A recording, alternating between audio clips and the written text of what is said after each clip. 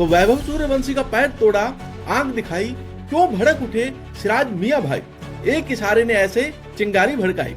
जी हाँ, RR versus GT के बीच मुकाबला खेला गया, जोरदार मुकाबला, दमदार मुकाबला। लेकिन इस मैच में मोहम्मद सिराज और वैभव सूर्यवंशी के बीच कुछ ऐसा हुआ कि सिराज को उनका पैर तोड़ना पड़ा, उनको आंख दिखानी पड़ी, उन पर गुस्सा हो गए मोहम्मद सिराज। ऐसा क्या हुआ कि मियां भाई बीच मैच में सूर्यवंशी पर भड़क उठे और कुछ इस अंदाज में चीखते हुए चिल्लाते हुए नजर आए।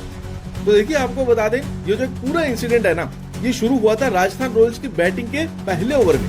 तो पहला ओवर मोहम्मद सिराज डाल रहे थे, जायसवाल ने पहली गेंद पर सिंगल लिया और सूर्यवंशी आ गए स्ट्राइक के लिए।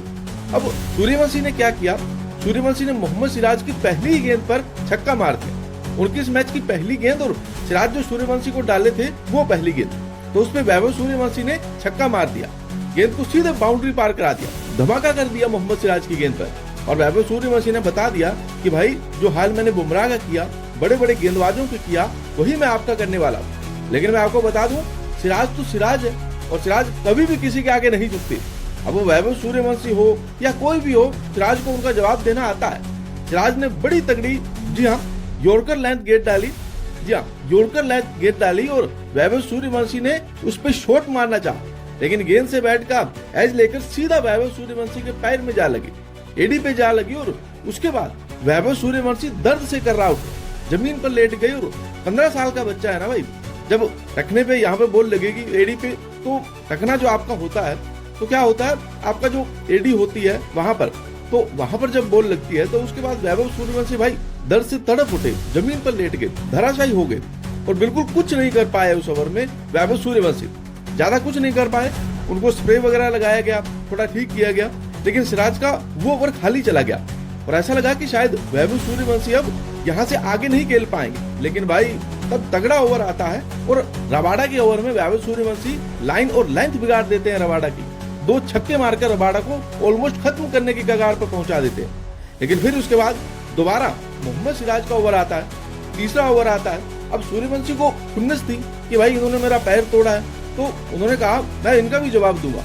और तीसरे ओवर की पहली गेंद सिराज टू सूर्यवंशी, उसके बाद में पहली गेंद पर चौका आता है, तगड़ा चौका आता है, सूर्यवंशी जो है उस पर अपर हैंड ले लेते हैं और अगली गेंद डॉट बॉल जाती है।